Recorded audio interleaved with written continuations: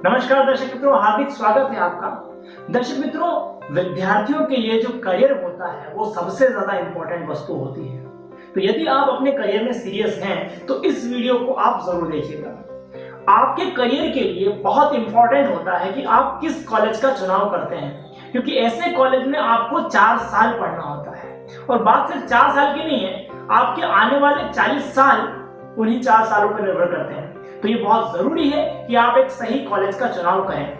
बहुत सारे विद्यार्थी कहने सुनने में आकर कॉलेज को चूज कर लेते हैं और हमने देखा है बहुत सारे विद्यार्थी बाद में पछताते हैं कि मैंने गलत कॉलेज में एडमिशन ले लिया, लेकिन तब तक बहुत देर हो चुकी होती है। तो दर्शक मित्रों, हम आपके लिए वीडियो की पूरी सीरीज लेकर आए हैं जिसमें हम आपको बताएंगे कि कॉलेज का सिलेक्शन करने के पहले कौन कौन सी चीजों को ध्यान में रखना चाहिए।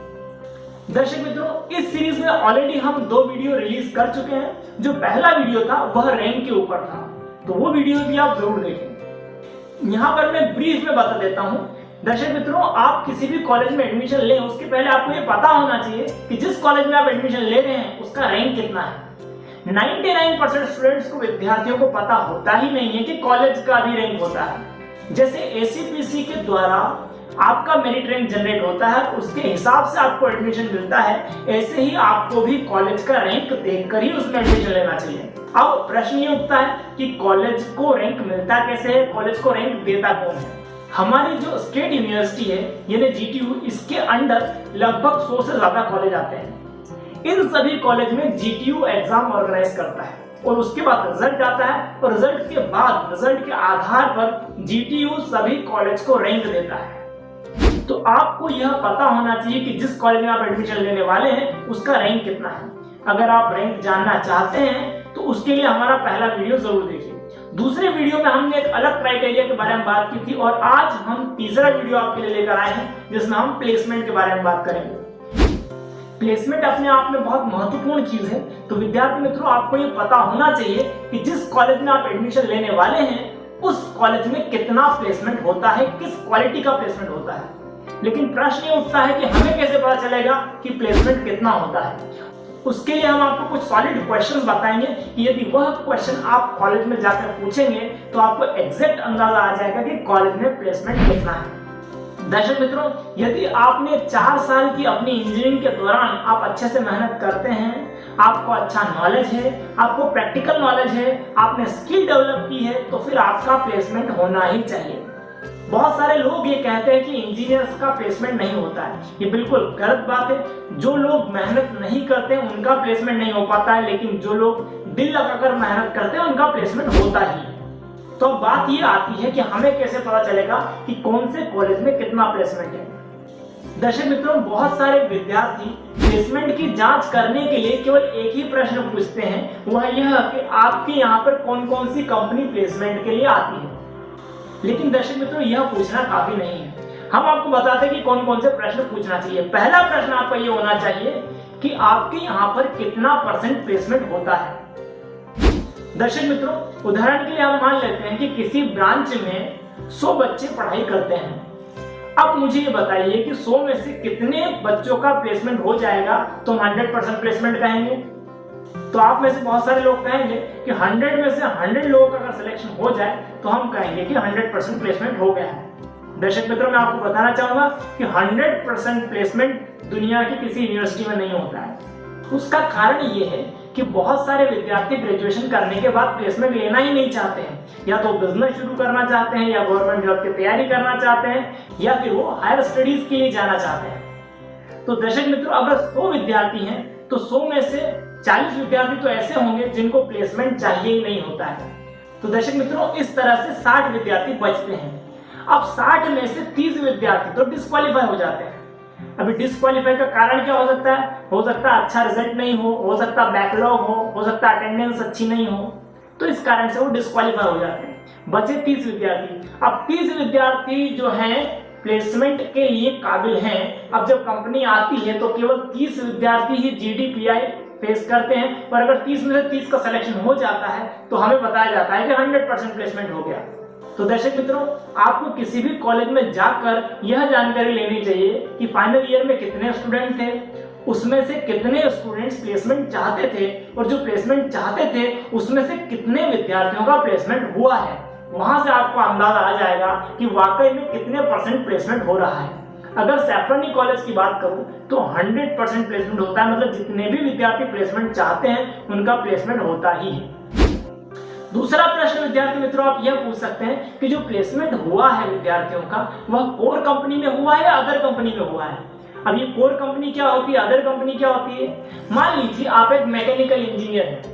अब मैकेनिकल इंजीनियर हैं, आपने मैकेनिकल का काम किया है, तो आपका जो प्लेसमेंट है वो कोर कंपनी में होना चाहिए। इसका मतलब ये है कि आपको मैकेनिकल इंजीनियर का ही काम मिलना चाहिए, आपका प्लेसमेंट मैकेनिकल इंजीनियरिंग से रिलेटेड कंपनी में ही होना चाहिए। अक्सर होता क्या है कि किया मैकेनिकल इंजीनियरिंग है लेकिन बाद में जॉब कर रहे हैं कॉल सेंटर में, तो हम उसको प्लेसमेंट मानेंगे ही नहीं, क्योंकि आप वह काम नहीं कर रहे हैं जिसकी आपने पढ़ाई की है। तो आपका अगला क्वेश्चन ये होना चाहिए कि जो प्लेसमेंट होता है वह कोर कंपनी में होता है या अदर कंपनी में होता है। दर्शक मित्रों, अगला प्रश्न आपको ये पूछना चाहिए कि अधिकतम सैलरी, जो अधिकतम पैकेज है, वह विद्यार्थियों को कितना मिलता है, उनके नाम क्या है और कौन सी कंपनीज में सिलेक्शन हुआ है। अगर मैं आपको सैफरनी कॉलेज का उदाहरण दूं तो दर्शक मित्रों ये है संजय यादव, इनका सिलेक्शन इंडियन नवल एकेडमी में हुआ है और इनका 16 लाख का पैकेज है। दर्शक मित्रों ये है नीजानी, जिनका सिलेक्शन हुआ है बायजूस कंपनी में और इनका भी लगभग 10 लाख का पैकेज है। दर्शक मित्रों ये है जयादित्य, जिनका सिलेक्शन टीसीएस जैसी बड़ी कंपनी में हुआ है और इनका भी जो पैकेज है वो लगभग 10 लाख रुपए है। इसके अलावा ये है जिन्ना पटेल और ये है भारत परिहार, इनका सिलेक्शन भी टीसीएस कंपनी में हुआ है। इसके अलावा दर्शक मित्रों ये है बंसी चौवटिया और ये है ध्रुव रावल, इनका जो सिलेक्शन है वो थॉमसन रूटर जैसी बड़ी कंपनी में हुआ है। इसके अलावा दर्शक मित्रों हमने पूरी लिस्ट जो है डिस्क्रिप्शन में दी है, वहां पर आप जाकर चेक कर सकते हैं और सैफरनी कॉलेज के जो प्लेसमेंट हुए हैं उनको देख सकते हैं। इसी तरह आप जिस भी कॉलेज में एडमिशन लेना चाहते हैं वहां पर प्लेसमेंट की जानकारी ले सकते हैं। दर्शक मित्रों यह वो कंपनीज हैं जहां पर सैफरनी कॉलेज के स्टूडेंट्स प्लेस हुए हैं। इसके अलावा दर्शक मित्रों यह वे कंपनीज हैं जहां पर सैफरनी कॉलेज के एलुमनाइज काम करते हैं। इसके अलावा एक प्रश्न और आपको पूछना चाहिए दर्शक मित्रों कि आपके कॉलेज से इंटर्नशिप के लिए कौन सी कंपनी में जाते हैं, क्योंकि जो इंटर्नशिप होती है एक विद्यार्थी के लिए बहुत इंपॉर्टेंट होती है। तो यह वे बड़ी बड़ी कंपनी है जिनका सैफरनी कॉलेज के साथ कनेक्शन है और बहुत सारे विद्यार्थी इसमें इंटर्नशिप के लिए जाते हैं। दर्शक मित्रों जब एक विद्यार्थी इंजीनियरिंग करता है तो वह टेक्निकली तो बहुत साउंड हो जाता है, टेक्निकल स्किल्स उसकी अच्छी हो जाती है, लेकिन इंटरव्यू कैसे देना है, ग्रुप डिस्कशन में किस तरह से बात करनी है, रिज्यूम कैसा होना चाहिए, इस बात की जानकारी उसको नहीं होती है।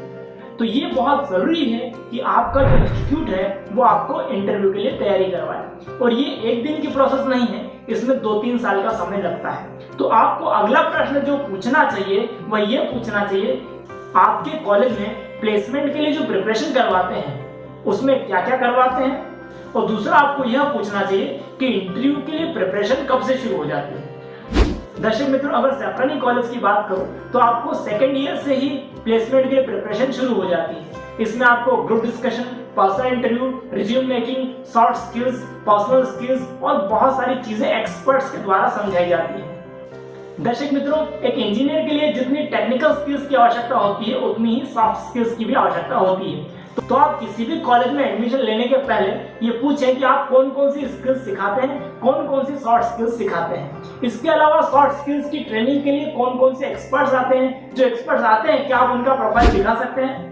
दर्शक मित्रों ऐसे ही उपयोगी वीडियो हम आपके लिए लेकर आते रहेंगे। आप हमारा चैनल सब्सक्राइब कर सकते हैं और बेल आइकन पर भी क्लिक कर सकते हैं, ताकि हम जैसे ही नया वीडियो अपलोड करें आपको जानकारी मिले और आप वो वीडियो देख पाएं। आशा है ये वीडियो आपको पसंद आया होगा। यदि आपको पसंद आया है तो लाइक जरूर करें और अपने दोस्तों के साथ भी इसको शेयर करें। हमारे साथ बने रहने के लिए और ये वीडियो देखने के लिए आपका बहुत बहुत धन्यवाद।